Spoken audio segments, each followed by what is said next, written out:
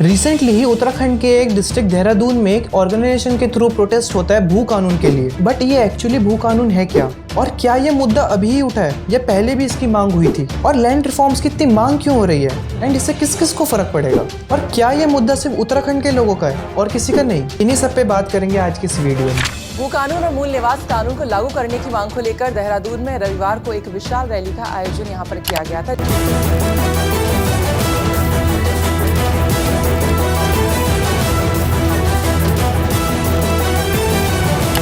कानून पर high level बैठक हुई है। सीएम धामी ने सभी डीएम को अब निर्देश जारी कर दिए हैं कि बाहरी लोग कृषि जमीन नहीं खरीद सकेंगे।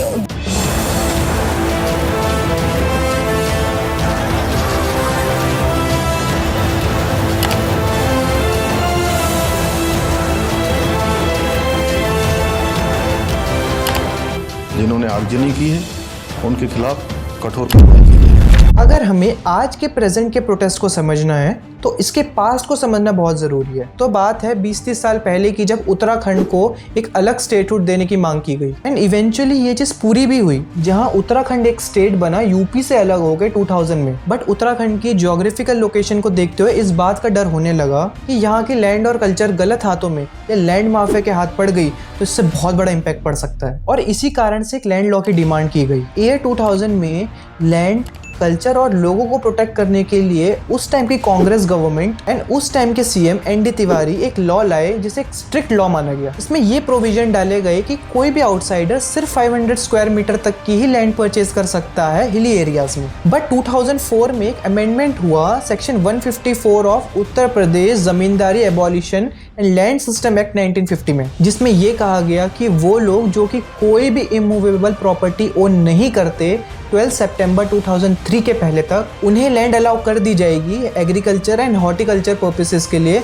लेकिन सिर्फ डिस्ट्रिक्ट मजिस्ट्रेट के परमिशन के बाद ही। ऑल्दो बीसी खंडूरी के टेन्योर में लिमिट को 500 स्क्वायर मीटर से 250 स्क्वायर मीटर तक कर दिया गया ताकि सेल और परचेज में रोक लगाई जा सके हिली एरियाज में। इतने टाइम से एक लिमिटेड रिस्ट्रिक्शन के साथ भी सब सही चल रहा था। बट 2017 में फॉर्मर सीएम त्रिवेंद्र सिंह रावत की गवर्नमेंट के टाइम पे सारे रिस्ट्रिक्शन को हटा दिया गया ताकि हिली एरियाज में इन्वेस्टमेंट बढ़ाई जा सके, और म्यूनिसिपल एरिया में जो रिस्ट्रिक्शन 250 स्क्वायर मीटर की रखी गई थी उसे भी रिपील कर दिया गया। यानी कि अब कोई भी आउटसाइडर म्यूनिसिपल एरिया में कितनी भी जमीन खरीद सकता है। 2000 के लॉ में कुछ एक्सेप्शन भी रखे गए जिसमें एक नॉन रेजिडेंट लैंड परचेज कर सकता है अगर वो उत्तराखंड में 15 ईयर्स तक रहा हो तो। 2017 में इस रिस्ट्रिक्शन को लिफ्ट करने पर कांग्रेस के एक एमएलए मनोज रावत इस डिसीजन के अगेंस्ट थे और फेवर करा था भू कानून को। रीजन ये दिया ताकि लैंड और कल्चर को प्रोटेक्ट किया जा सके, और 2017 के बाद से ही लोगों ने भू कानून में एक अमेंडमेंट करने की अपील शुरू कर दी, और ये बढ़ते ही चली गई। उत्तराखंड में टोटल 13 डिस्ट्रिक्ट हैं and total area 56.72 lakh hectare है, जिसमें से 86% ऑफ लैंड माउंटेन्स और फॉरेस्ट से कवर्ड है एंड ओनली 14% ऑफ लैंड ही सिर्फ कल्टिवेबल है, यानी कि सिर्फ 7.4 लाख हेक्टेयर ही बचा है। इवन कुछ हिस्टोरियंस और एक्सपर्ट्स तो ये भी कहते हैं कि लैंड सेटलमेंट्स इन 1960 एंड 64 के बाद इन 50-60 सालों में कितनी कल्टिवेबल लैंड नॉन एग्रीकल्चर में यूज हो गई, उसका डेटा ना ही गवर्नमेंट के पास है और ना ही हमारे पास है। एंड ये भी नहीं पता कि डिजास्टर जैसे कि लैंडस्लाइड में हमने कितनी कल्टिवेबल लैंड खो दी है, उसका भी रिकॉर्ड हमारे पास नहीं है। अब सबसे बड़ा मुद्दा ये उठता है कि उत्तराखंड के लोग इतना क्यों डिमांड कर रहे हैं इस लॉ में अमेंडमेंट करने के लिए। तो बात ये है कि किसी भी एक स्टेट का एक कल्चर होता है और उसकी अपनी एक हिस्ट्री होती है, जहाँ इंडिया में भी हर एक स्टेट की एक अलग हिस्ट्री, कल्चर और एक अलग लैंग्वेज है। चाहे हम बात करें उत्तराखंड की, पंजाब की, गुजरात की, बिहार की या मध्य प्रदेश या असम की, सभी का एक अलग कल्चर देखने को मिलेगा, और इसी कल्चर को प्रोटेक्ट करने का काम वहाँ के लोकल रेजिडेंट करते हैं, और यही चीज उत्तराखंड के लोग भी डिमांड कर रहे हैं। उत्तराखंड को स्पेशल स्टेटस होने के बाद भी लैंड लॉस को कभी स्ट्रिक्ट नहीं किया गया। अब आप ये सोचेंगे कि हर इंसान के पास आर्टिकल 19 क्लॉज 1 सब क्लॉज ई है, और उसके अकॉर्डिंग हम इंडिया की बाउंड्रीज के अंदर कहीं भी रिसाइड और सेटल हो सकते हैं, लेकिन उसी के साथ उत्तराखंड की गवर्नमेंट को एक स्पेशल स्टेटस भी गिवन है गवर्नमेंट की तरफ से, जिसमें स्टेट ऐसे लॉज बना सकती है जिससे वहाँ की लैंड, कल्चर या लोगों को प्रोटेक्ट किया जा सके। और डिमांड का कारण ये भी है कि जब से रिस्ट्रिक्शन हटी है तब से आउटसाइडर के जो नंबर है वो बढ़ते ही गए हैं एंड प्रॉपर्टी भी ओन करते गए हैं। एक तेरा, एक मेरा, दो तेरा, दो मेरा। और जो लोकल रेजिडेंट्स थे उनको ही वहाँ के रिसोर्सेज अवेलेबल नहीं हो सके।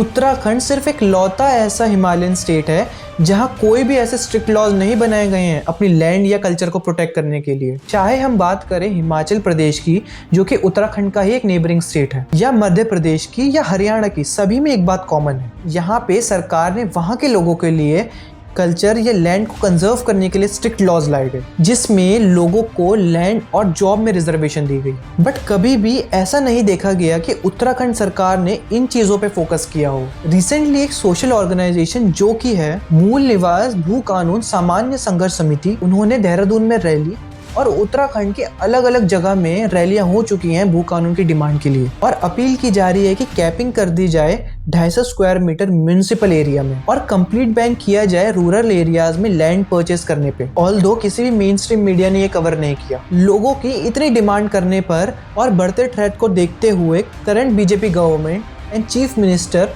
पुष्कर सिंह धामी ने इस मैटर पे ध्यान दिया और एक 5 मेंबर्ड बॉडी सेटअप कराई जिसमें एक ड्राफ्ट रिपोर्ट की जाएगी एंड वही temporary sale and purchase of land पे रोक लगा दी गई है। कमिटी ने टोटल 23 रिकमेंडेशन दी, जिसमें यह भी कहा कि अब sale and purchase of land पे जो परमिशन है वो डिस्ट्रिक्ट मजिस्ट्रेट से नहीं गवर्नमेंट से लेनी पड़ेगी एंड एसेंशियलिटी सर्टिफिकेट को भी हमें इंट्रोड्यूस करना होगा हिमाचल प्रदेश की तरह, और स्ट्रिक्ट एक्शन लिए जाएं अगेंस्ट इलीगल स्ट्रक्चर या रिलीजियस प्लेस जो कि रिवर या फॉरेस्ट या कोई भी पब्लिक लैंड पे बने हों। ये मुद्दा उत्तराखंड के लोगों का ही नहीं, ये मुद्दा सभी के लिए इम्पोर्टेंट है और ये समझना बहुत ज़रूरी है कि किसी भी स्टेट के कल्चर को प्रोटेक्ट करना कितना इम्पोर्टेंट होता है, जबकि वो एक बॉर्डर स्टेट हो। और अगर ऐसे ही कोई अमेंडमेंट नहीं लाया गया तो धीरे धीरे नॉन रेजिडेंट्स बढ़ते जाएंगे और लोकल लोग कम होते जाएंगे और धीरे धीरे उत्तराखंड का कल्चर ख़त्म हो जाएगा। और चाहे लोग किसी भी स्टेट के हों, लेकिन इस चीज़ से कोई डिनाई नहीं करेगा कि किसी भी स्टेट की लाइफ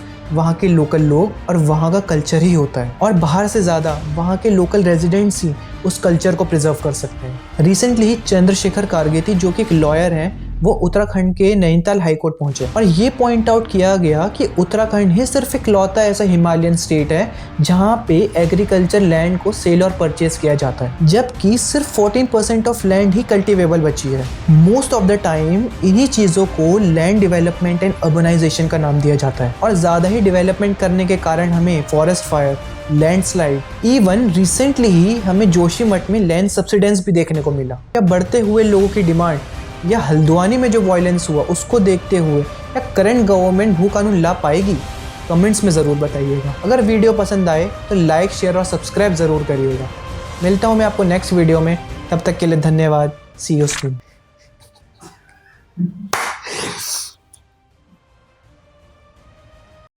हाँ ये कर लो पहले।